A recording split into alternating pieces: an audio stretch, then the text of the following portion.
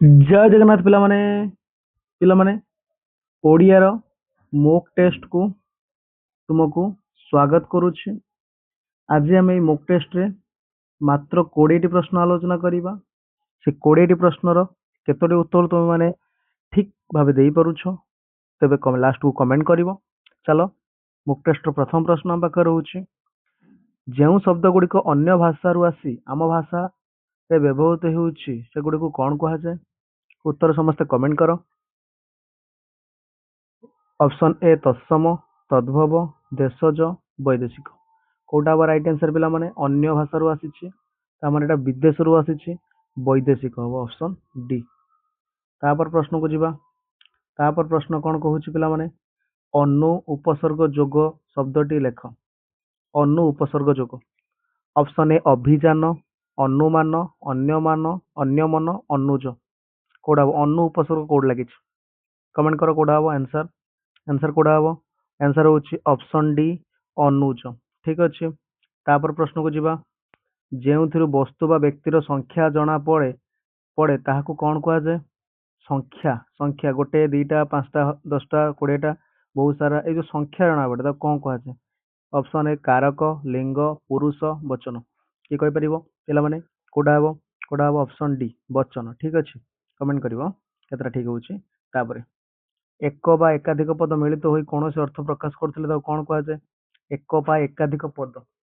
ठीक अच्छे। Option A पद, शब्द, वाक्यांश, वाक्य। ठीक अच्छे। एक बा एकाधिक पद पद मिलित होउछन। पद मिलित हेले कोन हबो पिला माने? कोडा ऑप्शन कमेंट करो। ऑप्शन हबो डी वाक्य। कोन कुआ जाय? वाक्य कुआ जाय। तापर प्रश्न को आसीबा। शिव शब्दर स्त्रीलिंग रूप कोन? देखो शिवंक स्त्रीलिंग पचरनी। शिवंक स्त्री हेले पार्वती हेबे किबा कोन हमर उमा हेबे, किंतु शिवर स्त्रीलिंग रूप पचारि तुमको। Option A Shivani, sorry Shivni, Shivni, Shivani, Parvati. So शिवंक स्त्रीलिंग रूप कोटा हबो? कोटा हबो पिला माने? कोटा हबो ऑप्शन सी शिवानी हबो। तापर आसीबा अक्कल। अक्कल शब्दटी केउ भाषार आम भाषा को आसीछि? अक्कल शब्दटी केउ भाषार आम भाषा को आसीछि? के कहबो? अक्कल शब्दटी ऑप्शन कोन अछि पिला माने? ऑप्शन अछि पारसिक अछि, जाबनिक, तुर्की, पर्तुगीज। अक्कल शब्दटी केउ भाषार आम भाषा को आसीछि? कोडा हबो ऑप्शन? ऑप्शन बी जाबनिक शब्दर आसीछि। कोठु? जाबनिक शब्दर आसीछि। तापर प्रश्न को छिबा। कोन दे तापर प्रश्न? प्रश्न कहूछि कहूछि निम्न उपसर्ग मध्यरु केउटी ओडिया भाषार उपसर्ग नुह? ओडिया भाषार एटा को स्किप करे, उत्तर क्वेश्चन तो स्किप करो। देखो ऑप्शन नाही ते असुविधा हिजो। तापर केउठी ज प्रत्यय जोग होईछि? केउठी ज प्रत्यय जोग होईछि? ज प्रत्यय। प्रत्यय माने कोड लागे? मनकर एटा कोन? धातु। धातुर परे लागे कोन? प्रत्यय लागे। धातु परे प्रत्यय लागे। धातु पूर्वरु कोन लागे? उपसर्ग लागे। धातु परे कोन लागिथि? प्रत्यय। कोउठी ज प्रत्यय लागिछि? परे कोउठी ज प्रत्यय लागिछि? ऑप्शन देखो विधि, श्रवणीय, देय, दातव्य। कोडा हो पिला माने? कोडा हो? एवला प्रश्न आसुछि। कोडा हो? ऑप्शन सी देय। ओके। आ 9 नंबर प्रश्न को जिबा। 9 नंबर प्रश्न चालित शब्दर मूल धातु कौन? मूल धातु केउ धातुरु चालित शब्द हेछि? चालु ना चलरु ना चालरु ना चालरु? कोडा हो पिला माने? कोडा हो? समस्त कमेंट करो। कोडा हो? कोडा हो? कोडा हो पिला माने? कोडा हो? ऑप्शन बी चल धातुरु। कोडा धातुरु पिला माने? चल धातुरु। तापर प्रश्न को जिबा। तापर प्रश्न कोन कहूछि? कला कना बुलेइबा। कला कना बुलेइबा रूढ़ीर अर्थ कोन? कोटा हबो? कला कना बुलेइबा। 10 नंबर प्रश्न कला रंग देबा, सर्वनाश करिबा, आखिरे धूଳି देबा, कळना करिबा। कोडा हबो? कोडा हबो? देखो कुहा जायनी चोर आम घरे कला कना बुले देई गला, राति रे आम घरे कला कना बुले देई गला, तांको घरे कला कना बुले देई गला। अर्थात चोर कोन दे जाय? सब नै जाय, सर्वनाश कर दिए, सब लुटी निए। कोडा हबो? Option B. ऑप्शन बी सर्वनाश करिबा। ठीक अछि। 11 नंबर प्रश्न को जिबा। केउठी एक द्राविड़ शब्द नुहे? द्राविड़ शब्द नुह। अड़ा, आरिसा, ढिंकी, एंडुरी। केउटा द्राविड़ शब्द नुह? देखो एक भितर ढिंकी गोटे शब्द जोटा कि आम पूर्वपुरुष मैंने व्यवहार करते आम देश जो शब्द होगी रोचे ढिंकी, जोटा द्राविड़ शब्द नुह। तार ऑप्शन सी होज राइट आंसर। तापर तापर कहूछि जेउ पद वस्तुर व्यक्तिर संख्या गोटिए बोली सूचना दिए? वस्तुटा व्यक्तिटा बा गोटिए अछि बोली सूचना दिए गोटिए। ସଂଖ୍ୟାର ସୂଚନା ଦେଲେ ବଚନ କୁହାଯାଉଛି। ଗୋଟିଏର ସୂଚନା ଦଉ ତାକୁ କଣ କୁହାଯାଉଛି? କଣ କୁହାଯିବ? କେଉଁଠି ନୁହେଁ, ଏକ ବଚନ, ଦୁଇ ବଚନ, ବହୁ ବଚନ, କୋଉଟା ହବ ପିଲାମାନେ? କୋଉଟା ହବ? ଏକ ବଚନ। ଗୋଟିଏର ସୂଚନା ଦେଲେ ତାକୁ କଣ କୁହାଯାଉଛି? ଏକ ବଚନ ବୋଲି କୁହାଯାଉଛି। 13 ନମ୍ବର ପ୍ରଶ୍ନକୁ ଆସିବା। ଶୁଦ୍ଧ ଶବ୍ଦଟି ବାଛ। କଣ ପିଲାମାନେ? ଶୁଦ୍ଧ ଶବ୍ଦଟି ବାଛିବାକୁ ସେ କହୁଛି।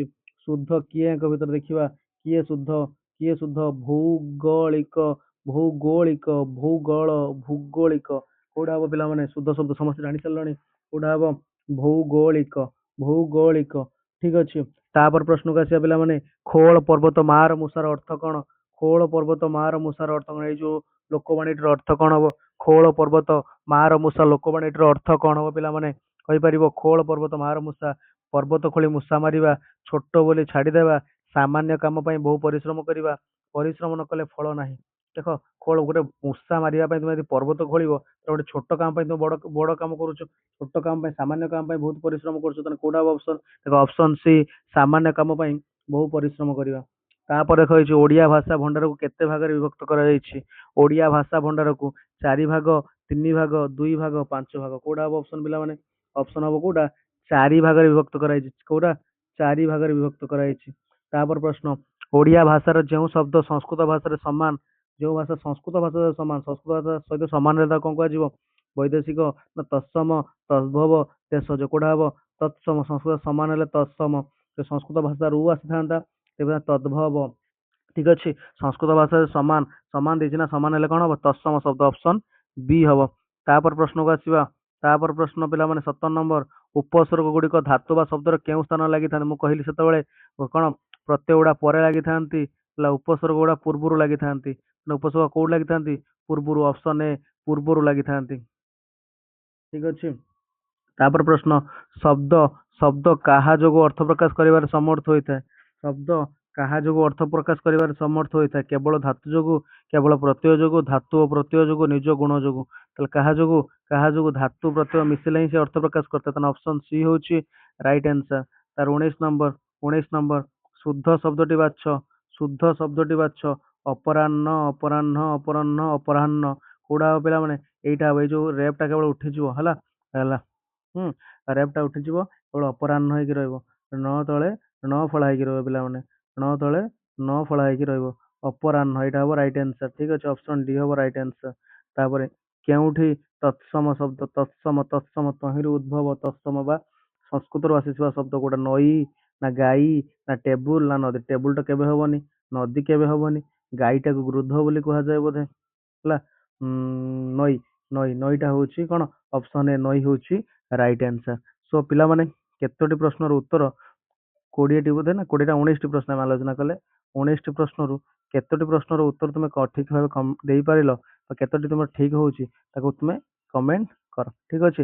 ଏଇଭଳି ମକ୍ ଟେଷ୍ଟର ଭିଡ଼ିଓ ଗୁଡାକ, ଇମ୍ପୋର୍ଟାଣ୍ଟ କ୍ୱେଶ୍ଚନର ଭିଡ଼ିଓ ଗୁଡା ଦେଖିବା ପାଇଁ ଆମ ଚ୍ୟାନେଲକୁ ସବସ୍କ୍ରାଇବ କର, ସାଙ୍ଗମାନଙ୍କୁ ସେୟାର କରିଦିଅ। ଠିକ ଅଛି ପିଲାମାନେ, ରହୁଛି ପିଲାମାନେ, ଥ୍ୟାଙ୍କ ୟୁ। ଜୟ ଜଗନ୍ନାଥ।